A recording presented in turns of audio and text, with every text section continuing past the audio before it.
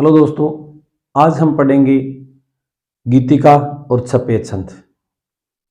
हरी गीतिका हमने पहले पढ़ लिया है, दो छंद पीछे के वीडियो में, कुंडलियां, रोला उलाला ये हम पढ़ चुके हैं। और इसी क्रम में हम गीतिका छंद पढ़ेंगे आज। गीतिका छंद होता है वो सममात्रिक छंद होता है। सममात्रिक छंद बेसिक में मैंने आपको बताया था छंद के कि सममात्रिक छंद वो होता है जिसके प्रत्येक चरण में मात्राओं की संख्या समान होती है। तो इसके प्रत्येक चरण में मात्राओं की संख्या क्या होती है? समान होती है। यानी प्रत्येक चरण में मात्राओं की संख्या 26 होगी और प्रत्येक चरण में जो यति का विधान है वो 14 और 12 मात्राओं पर है। और अंत में क्या आना चाहिए? लघु गुरु आना चाहिए। बाकी गुरु लघु आना चाहिए और कोई दिक्कत वाली बात नहीं है इसमें। सबसे पहले हम देखेंगे सममात्रिक छंद है। दूसरा, इसके प्रत्येक चरण में 26 मात्राएं होती हैं और 14-12 पर यति और अंत में लघु और गुरु आना आवश्यक है। गुरु लघु नहीं आना चाहिए, लघु गुरु आना चाहिए। ठीक है। अब जो उदाहरण नीचे दे रखा है, हे प्रभु आनंददाता ज्ञान हमको दीजिए, शीघ्र सारे दुर्गुणों को दूर हमसे कीजिए, लीजिए हमको शरण में, हम सदाचारी बने, ब्रह्मचारी धर्म रक्षक वीर व्रत धारी बने। इस उदाहरण का हम वर्ण निर्धारण यानी मात्रा लगा के देखेंगे। यति और बाकी जितने भी वर्ण हैं, मात्राएं हैं, वो कितनी मात्राएं होती हैं? 2 4 सॉरी 1 3 3 और 2 5 5 2 7। इस पर भी 2 आएंगे क्योंकि आगे संयुक्ताक्षर है। 9 10 12 14। यहां पर पहली यति होगी 14 पर, उसके बाद 2 3 4 5 2 7 7 2 9 9 और 1 10 10 2 12 12 पर दूसरी यति हो रही है। ठीक है। ये इसमें देखेंगे 2 3 2 5 7। यहाँ ऊ छोटा है फिर भी इसमें लघु गुण मात्रा आएगी क्योंकि आगे गए के ऊपर रह लगा संयुक्त वर्ण है। ठीक है। तो 2 ये हो जाएंगे। 3 5 7 2 9 10 2 12 और 2 14। यहाँ पर यति हो जाएगी अपनी। ठीक है। फिर 2 1 3 4 5 2 7 9 10 और 2 12। दूसरी यति 12 पर हो रही है। इसी प्रकार इसमें 2 3 3 और 2 5 6 7 2 9 10 11 12 और 2 14 यति हो रही है। 1 2 3 2 5 7 2 9 10 और 2 12 दूसरी यति है।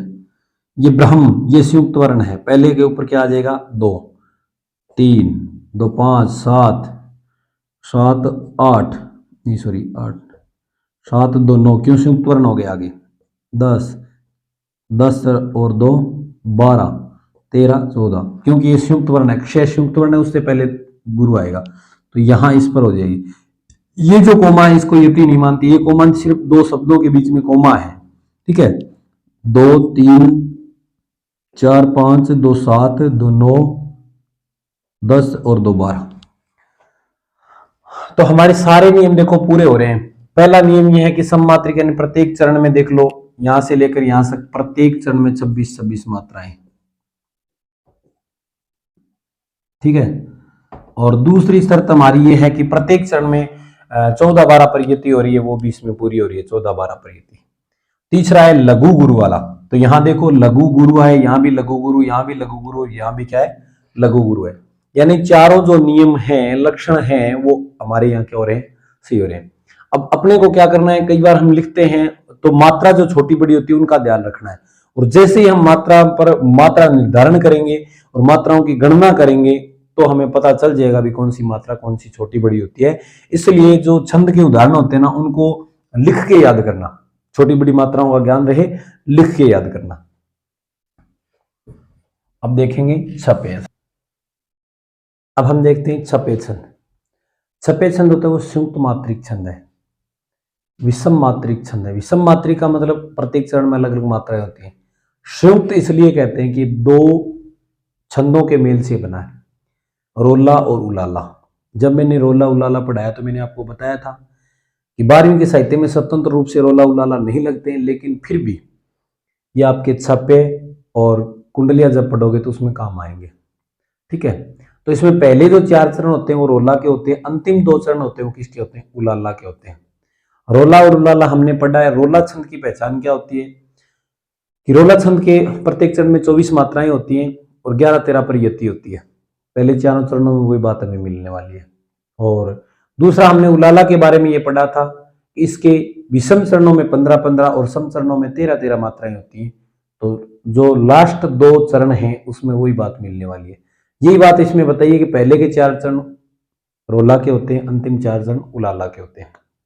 ठीक है, तो यहां से शुरू करेंगे। ये विषम मात्रिक छंद है, यानी प्रत्येक चरण में मात्राओं की संख्या अलग अलग, सीधी सी बात अलग अलग होगी, क्योंकि रोला में 24 मात्राएं होती हैं, इसमें इसकी प्रत्येक पंक्ति में 15 और 13 मिलकर मात्राएं अधिक हो जाती हैं। ठीक है, 28।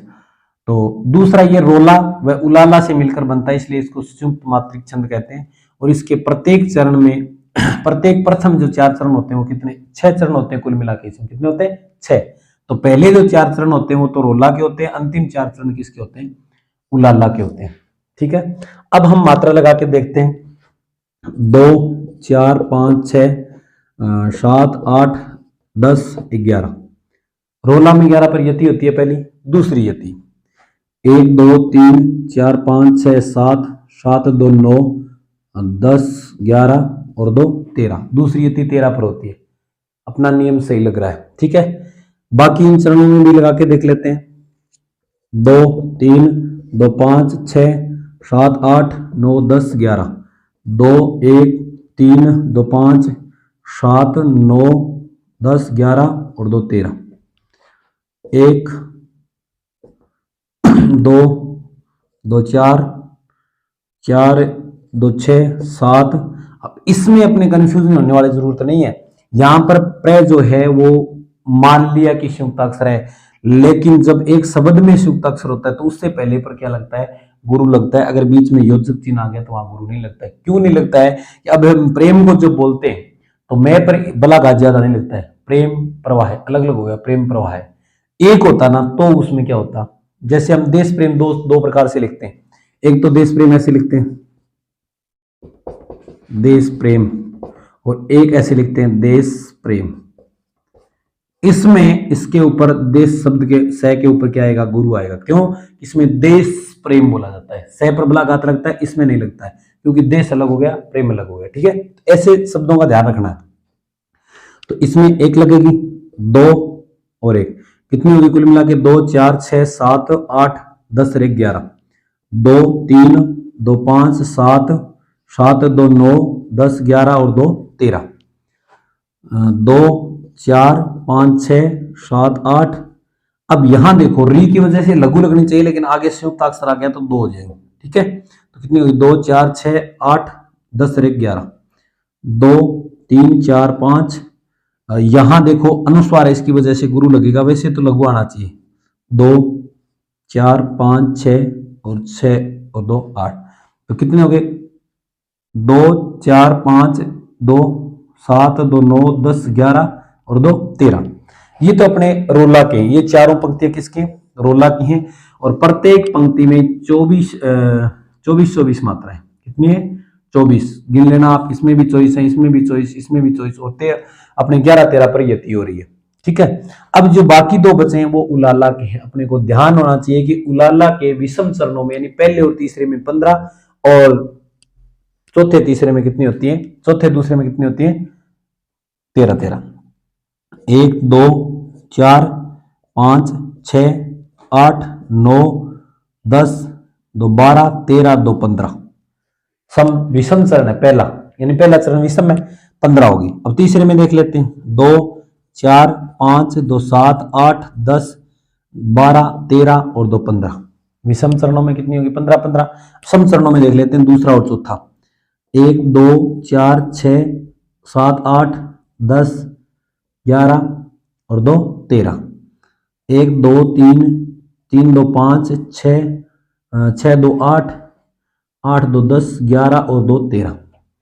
तो अपना जो नियम है वो लागू हो रहा है। दूसरा चरण जो है वो उलाला का है, और उलाला के विषम चरणों में 15-15 और सम चरणों में 13-13 मात्राएं होती हैं। तो कहने का मतलब इन पंक्तियों में 15 और 13 28 मात्राएं होगी 2 लास्ट चरणों में, और इन चरणों में कितनी हो गई, 24 होगी। तो इसका मतलब विषम मात्रिक छंद है। प्रत्येक चरण में मात्राओं की संख्या क्या है, अलग अलग है। इसमें न तो हम समचरणों वाला मेल बैठा सकते, अर्धसम तो तब होता कि जब ये पहला है, इसमें समान है, तो इसमें और इसमें भी क्या होनी चाहिए, इसमें और इसमें भी समान होना चाहिए। यानी ये पहला है, ये दूसरा चरण है, ये तीसरा है, ये चौथा है, ये पांचवा है और ये छठा। और वैसे भी देखें तो 6 चरण हो गए, और वो 4 चरण वाले पर नियम लगता है समचरण और विषम चरणों का। और इसमें भी लगे तो लगना ये चाहिए कि जैसे 2 4 6 सम है, 2 4 6, इनमें क्या है, मात्राओं की संख्या समान होनी चाहिए, बल्कि इन दोनों में तो है लेकिन इसमें नहीं है, क्योंकि ये छठा जो है वो 28 मात्राओं का हो गया, इसलिए ये है छप्पे छंद। ठीक है, बिल्कुल इजी उदाहरण लिखवाया मैंने, और आराम से ध्यान ये करना है कि याद जब करो ना तो उसको लिख के करना है। ठीक है, और भी कोई ऐसा उदाहरण आपको छपे छंद का मिले तो उस पर मात्राएं निर्धारण करके ट्राई करें। अगर किसी प्रकार की कोई समस्या है तो कमेंट सेक्शन में जरूर बताएं, ज्यादा से ज्यादा लाइक करें, कमेंट करें, सब्सक्राइब करें। धन्यवाद।